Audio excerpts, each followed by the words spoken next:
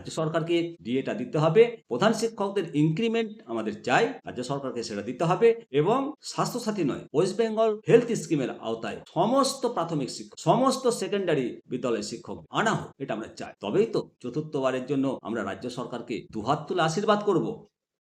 নমস্কার সম্মানীয় দর্শক মণ্ডলী, সরকারি কর্মচারী, শিক্ষক শিক্ষিকা, পেনশন হোল্ডার সবাই আমরা ভাবছি যে 2026-এ ডিএটা ঘোষণা করবে কি সরকার। বছরে দুবার ডিএ দেন বলছেন রাজ্য সরকার, কিন্তু আদৌ তো দুবার দেয়নি।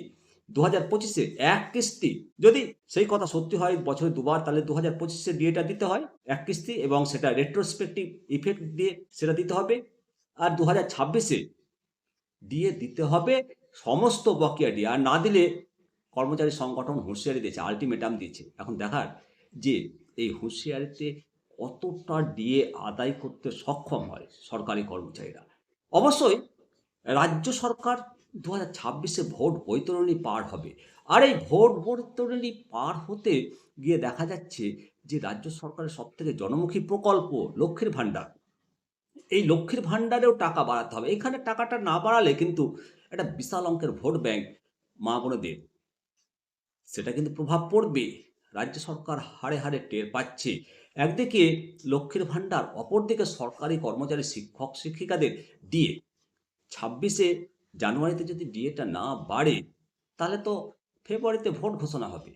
কত পার্সেন্ট ডিএ ঘোষণা হবে, নাকি সুপ্রিম কোর্টে মামলা বিচারাধীন রয়েছে বলে ডিএ সম্পর্কে নীরব থাকবে? সরকারি কর্মচারী কিন্তু আলটিমেটাম দিয়েছে যে ফুল ডিএ যদি না পাওয়া যায় তাহলে ব্যাপক আন্দোলনের নাম। মূলত পশ্চিমবঙ্গের সমস্ত প্রশাসনিক কাজ করেন সরকারি কর্মীরা, আর শিক্ষক শিক্ষিকারা তারা ছাত্রছাত্রীদের প্রতিদিন তিল তিল করে গড়ে তুলছেন। সমাজে দেশে বিশাল অবদান রয়েছে, অথচ তাদেরই বেতন ঠিকঠাক দেওয়া হয় না, বিভিন্ন বৈষম্য করা হয়। শিক্ষকদের হেলথ স্কিম দেওয়া হয় না, প্রধান শিক্ষকদের ইনক্রিমেন্ট দেওয়া হয় না, শিক্ষকদের ডিএ ঠিকমতো দেওয়া হয় না, শিক্ষকদের ট্রান্সফার নেই, সরকারি কর্মচারীদের ডিএ দেওয়া হয় না। দেখুন না, কিছুদিন আগেই সরকার একেবারে যারা উচ্চ পদস্থ আধিকারিক, তাদের প্রমোশনের ব্যাপার কি সুন্দর সুযোগ সুবিধা দিয়ে পাস করে দিল। অথচ নিচু স্তরের যারা মানে সরকারের উন্নয়নের কাণ্ডারি, সরকারের যে উন্নয়নের যে শিরোপাগুলো অর্জন করছে, তার নেপথ্য কিন্তু নিচু স্তরের কর্মচারী এবং শিক্ষক শিক্ষিকারা। অথচ মাননীয় বিডিও সাহেবদের প্রমোশন, আরো উচ্চ স্তরের আমলাদের প্রমোশন, আর প্রমোশন হতে একটা ইনক্রিমেন্ট পাওয়া যায়, কিন্তু প্রধান শিক্ষক পদে প্রমোশন পেয়ে ইনক্রিমেন্ট দেবে না।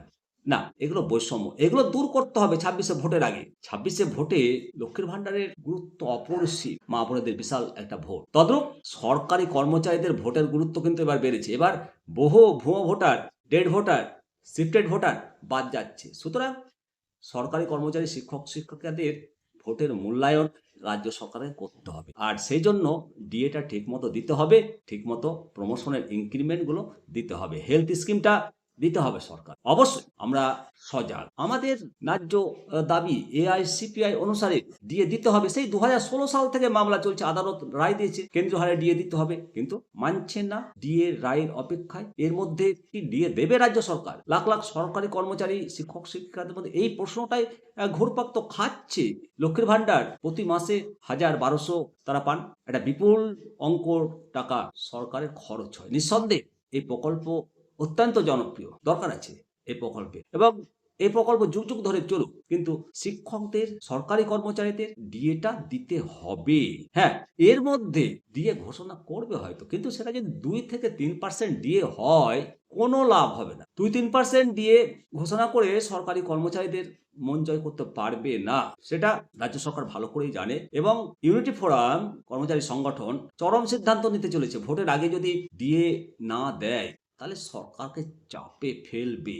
এটা অস্বীকার করার জায়গা নেই। তবে কতটা চাপে ফেলে সেটাই এখন দেখার। একদিকে পশ্চিমবঙ্গ রাজ্য সরকারি কর্মীরা সর্বমোট কত ডিএ পাওয়ার অধিকারী এটা জানতে একটা আরটিআই করা হয়েছে। আর এই আরটিআই এ যে রিপোর্ট পাওয়া গেছে তাতে কিন্তু পেনশনভোগী, শিক্ষক, শিক্ষিকা, মিউনিসিপ্যাল পঞ্চায়েত কর্মী এরা নেই। কেন? বলছি। মোটের ওপর রাজ্য সরকারি কর্মী রয়েছে ৩,১৪,২২০ জন। আর গ্যারান্টিন এইড কর্মী রয়েছেন ২০,১২৩ জন। ওয়েজেস পে স্কেলের কর্মী ১,৮৮৮ জন। এআইসিটিই বিভাগের কর্মী রয়েছেন ১,৬৩১ জন। রাজ্য সরকারের ইউজিসি কর্মী রয়েছেন ২৬৯ জন। এছাড়াও ৪ লক্ষ শিক্ষক, পুলিশ এবং অন্যান্য কর্মী রয়েছেন, ওনারা এই তালিকায় নেই বলে রিপোর্টে প্রকাশ হয়েছে সংবাদ মাধ্যম মারফত। দেখবেন, আপনারাও জানতে পারবেন। তবে এদের যে ডিএ দেয়, এরাও সবাই ডিএ পায়।